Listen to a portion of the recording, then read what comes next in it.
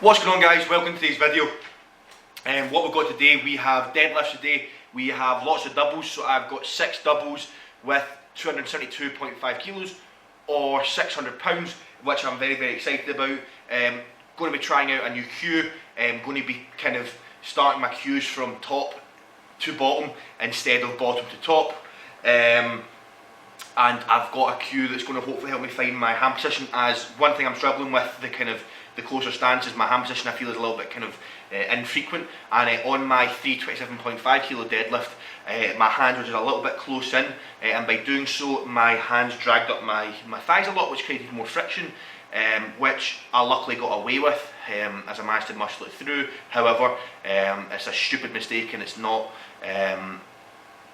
going to cut it on an international stage, so I'm kind of looking to get the cue, and on the warm-ups right now it's feeling good, and what I'm currently doing is what I always do. I'll quickly show you. I don't know if the camera will thing me, but I got a knife, and basically what I do is I just run the knife along my fingernail, and by doing so, I don't know if you can see, don't think it could focus enough, or will it? So I don't know if you can see, but basically it creates knurling on your thumb. So basically you cut through the thumbs and it creates knurling in your thumb, and chalk gets in there and it helps the chalk stick. What I would say is, if you try this, don't cut too deep, as if you kind of go too deep, obviously you'll cut through your nail bed, and it's going to be pretty sore, which I've made the mistake of doing in the past, and it takes a long time to heal, and it is very sore, but it definitely does improve the kind of the grip on your hook grip, and I've found it to kind of cause me less pain when I use it. Not sure why, but it just does. So I'm going to get started, and I hope you enjoy the video. Very brief overview of today. This is day number 2 of the week. We had 600 pounds or 272.5 kilos for 6 sets of 2 reps on the deadlifts, and one thing that I was really trying to focus on in here is my positioning. And maintaining solid positioning throughout, and trying to kind of keep the motto slow is smooth and smooth is fast, as I feel that ultimately the main reason why I have ever kind of missed deadlifts in the past, even though I've not missed a deadlift in roughly 10 months, something like that.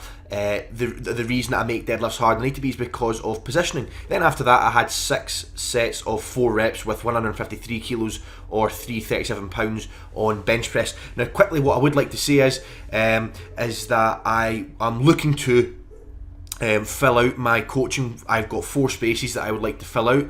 The last time that I mentioned this on here, the spaces that I asked for filled out within 3 days.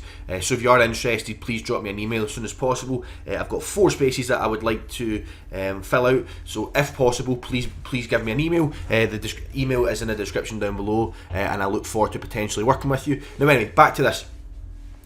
What you will notice here is that I am standing on a mat, but the weights are not on a mat, and no, I am not doing deficits. So basically the silver plate I use is 457 centimeters, and competition plates are 440 centimeters. So the silver plates are 17 centimeters longer than what they should be. Now, I was not aware of that, so with me not being aware of that, it meant that I was pulling out technically on very small blocks. So the mat itself is roughly around kind of 10 centimeters, so pretty much it kind of just makes the movement a lot more specific to competition height. So basically, although it does look like I'm on a small deficit, I'm not actually pulling from a deficit, I'm just pulling from competition height plates, and I'm very glad I actually decided to measure this and measure it all out, as it's definitely a positive change, especially kind of this close to the Euros. I'm currently 6 weeks out as of Tuesday of this week, so as of a couple of days ago. And very glad to have caught this. And overall, the 6 sets moved well. Thought I maintained my positioning very well. The movement definitely was smooth. And then from there I moved on to bench press. One thing I found on bench press as well is that I am really able to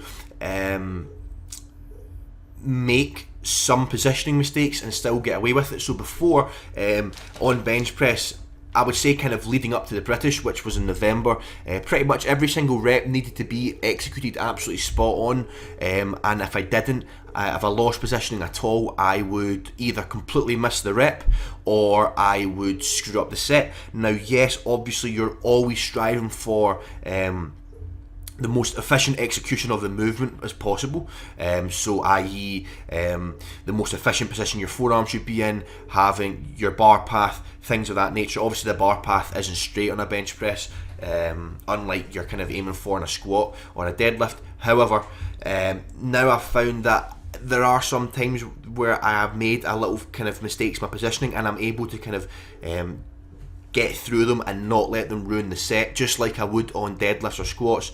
So that is something that I'm happy with, because ultimately if I'm at a competition and I'm doing an absolute, say I'm doing my third attempt and I do slightly make a small mistake, then hopefully I could get away with it by being able to kind of still kind of power through that and still get the 3 white lights. So that is something I'm happy with, but obviously you're still always striving for perfect execution of the lifts, even though there's no such thing as perfect. I would say most efficient. However, that is coming to the end of the video, guys, so I hope you enjoyed it. Please like, comment and subscribe, and I hope to speak to all of you guys next time.